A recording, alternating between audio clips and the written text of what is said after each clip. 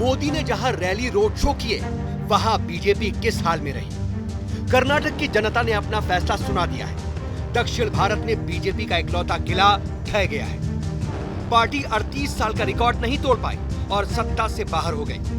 कांग्रेस बहुमत से आगे निकल गई है। कांग्रेस को 136, बीजेपी को 65 और जेडीएस को 19 सीटें मिली हैं। बाकी 4 सीटों में से 2 निर्दलियों ने और 2 अन्य दलों के खाते में गई है। बीजेपी ने इस चुनाव में अपनी पूरी ताकत झोंक दी थी। हर बार की तरह प्रधानमंत्री नरेंद्र मोदी के चेहरे पर दांव खेला।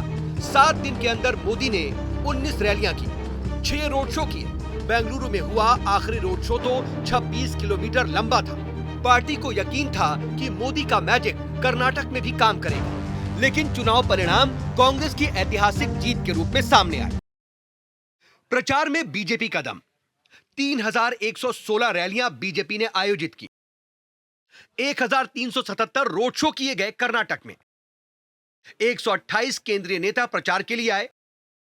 15 केंद्रीय मंत्रियों ने भी प्रचार किया। आइए आपको बताते हैं कि पीएम मोदी ने जहां जहां पर प्रचार किया, वहां वहां चुनाव के नतीजे क्या रहे। लेकिन उससे पहले जरा बीजेपी नेताओं के प्रचार के चौंकाने वाले आंकड़े जान लीजिए। कर्नाटक में बीजेपी के 128 राष्ट्रीय नेताओं ने प्रचार किया।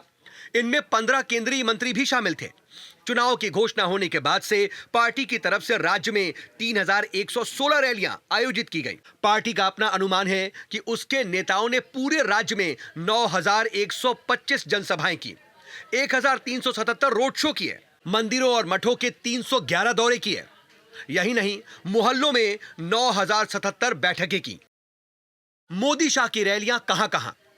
7 दिन में मोदी ने 19 रैलियां की, 6 रोड शो भी किए पीएम मोदी ने, 16 रैलियां संबोधित की अमित शाह ने, 15 रोड शो भी किए गृह मंत्री शाह ने।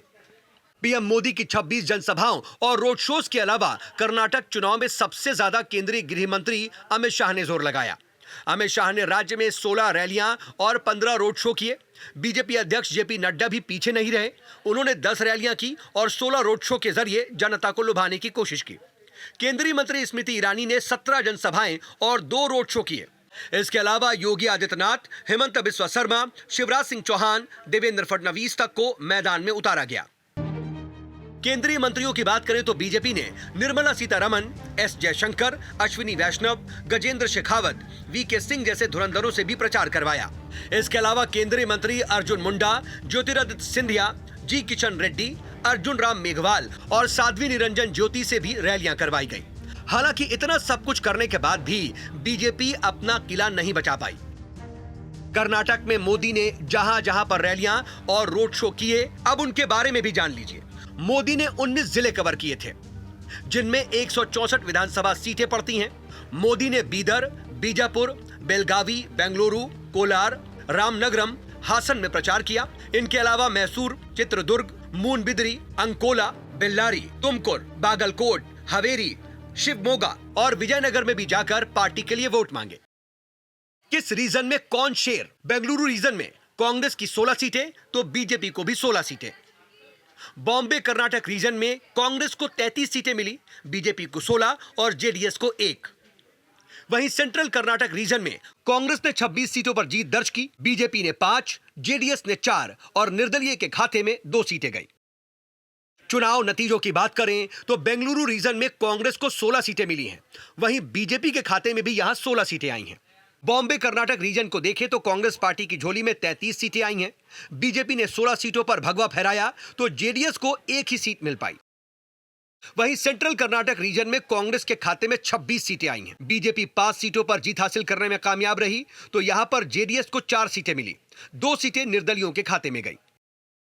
तटीय कर्नाटक रीजन में कांग्रेस के खाते में 6 सीटें आईं, वहीं बीजेपी ने यहां 12 सीटों पर कब्जा जमाया। जेडीएस को 1 सीट पर संतुष्ट होना पड़ा। हैदराबाद कर्नाटक की बात करें तो कांग्रेस के पास 26 सीटें आई हैं, जबकि बीजेपी की झोली में 10 सीटें। यहां पर जेडीएस को 3 और 1 केआरपीपी को मिली हैं। दक्षिणी कर्नाटक में कांग्रेस ने 29 सीटों पर अपना परचम लहराया है, वहीं बीजेपी को 15 सीटों से संतुष्ट होना पड़ा है। सीटों के मामले में इस रीजन में जेडीएस बीजेपी से आगे रही, उसे 11 सीटें मिली, 1 सीट एसकेपी ने जीती है।